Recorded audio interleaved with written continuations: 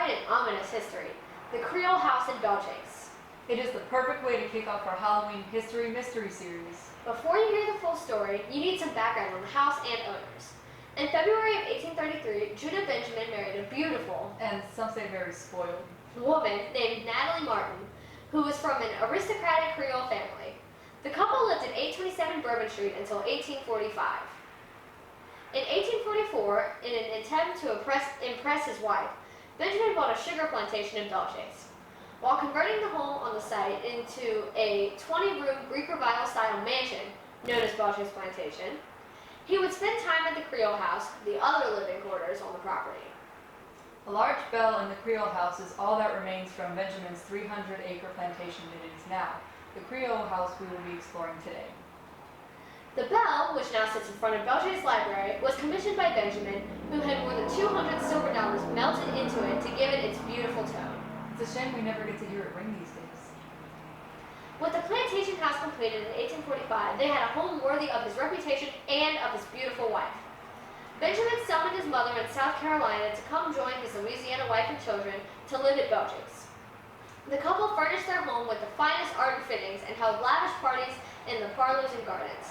It was a wonderful time for the Benjamins of Belchase, but it would not last.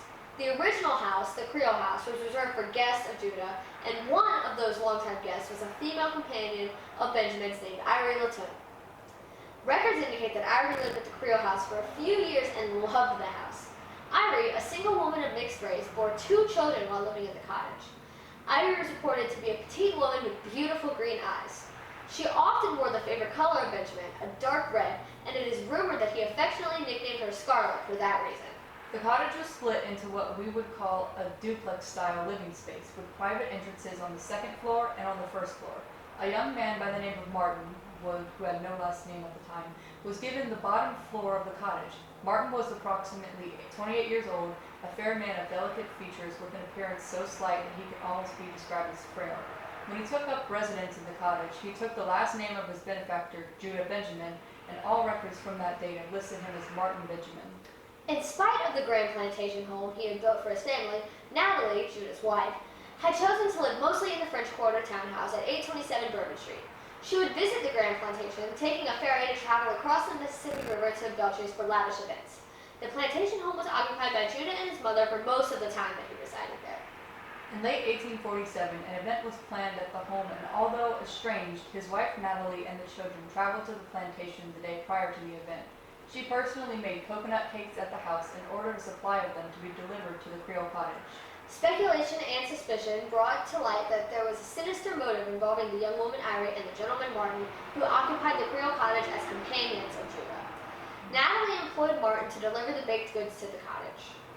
While the details of what followed are not well documented, other than a brief article in the New Orleans Bee newspaper and a mention of suspicious circumstances regarding the events in New Orleans Daily Delta, there was an incident of violent nature that took place between Martin and Irie on the 2nd floor front gallery of the Creole house. Irie fell to her death, suffering a broken neck. Irie's young daughter died from a sudden onset illness the day following the accident. In addition to this tragedy, all but one of Natalie and Judah's children also died, as did Benjamin's mother. It seems that all of these mysterious deaths happened following the consumption of the coconut cakes that were made to be sent to the Creole house. Did some of those suspicious treats get left behind on purpose by Martin? We will never know, but the coincidence does seem very strange. While no formal charges were filed, common speculation and accusations of a plot to poison Irie and perhaps Martin were brought to light. Natalie immediately moved with her remaining child to Paris. Martin left the Creole house the day following the event to escape skepticism. His last known documentation under the name Martin Benjamin was as a passenger leaving New Orleans aboard the ship MS John Holland. Natalie and Benjamin remained married for the rest of their lives, but Benjamin would only see his wife and remaining child and his daughter on annual summer trips to France.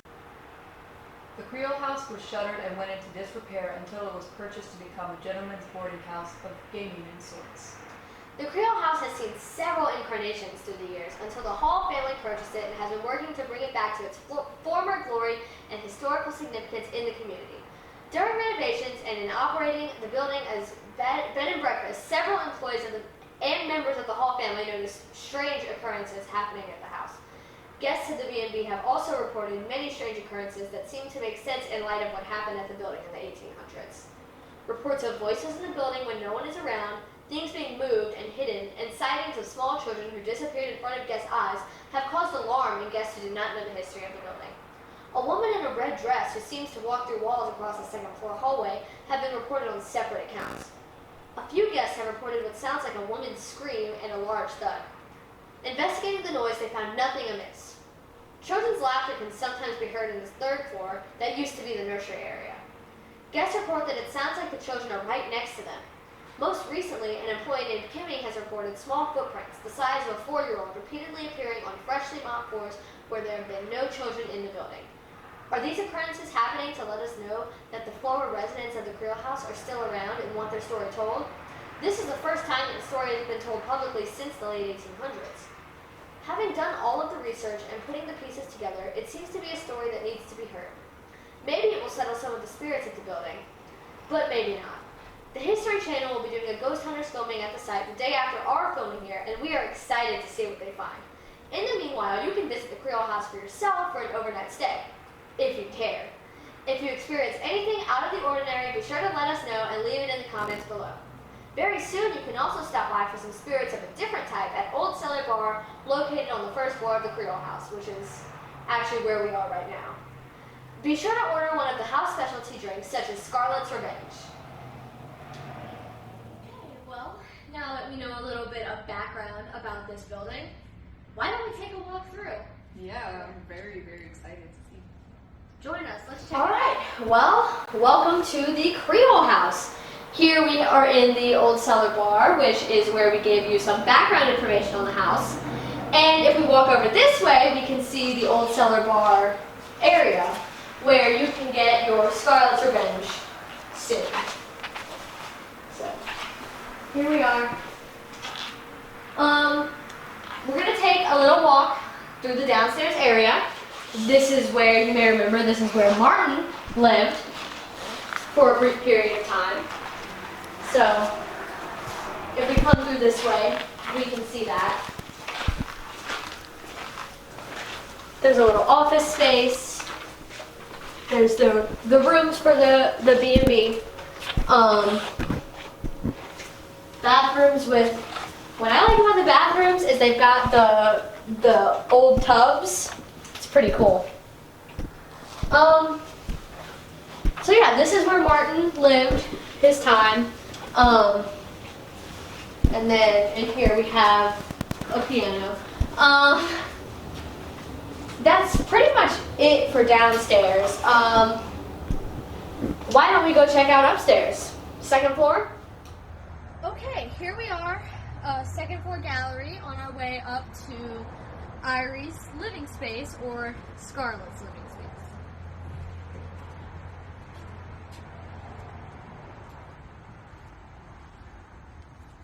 So, this is the infamous second floor, which is where people have noted a woman walking through the walls in a red dress. There's a couple bathrooms. There's a bathroom on either side of me, both with creepy old-timey tubs. Take our little walk down the corridor. Turn the light on, that way we can see. A couple bedrooms. You know, since it is now a B&B, there's obviously going to be lots of bedrooms, but it's freaky in here. It's really, it's not fun. You can really feel, the energy in here. It's crazy.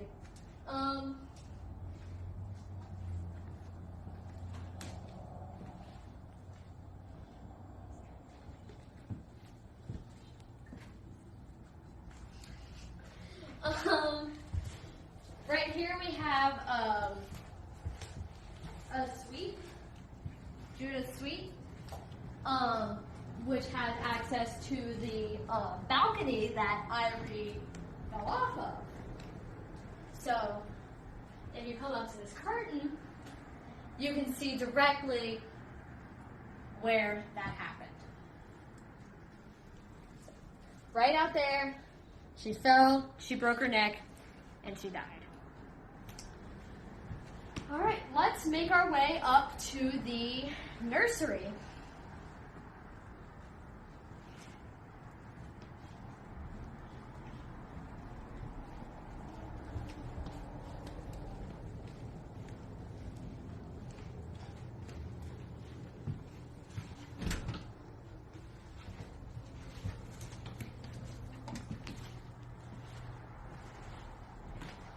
Spiral staircase.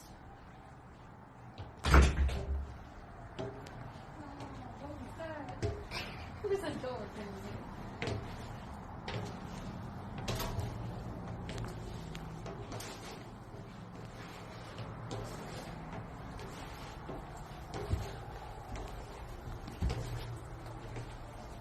Okay, up here we have the third floor. This was the nursery area. This is where a lot of people say they hear children laughing. Obviously, there are no children here. So, yeah. There's also a tiny door, which is also a little odd. You know, this area seems small, but here we have more. And then it just keeps going.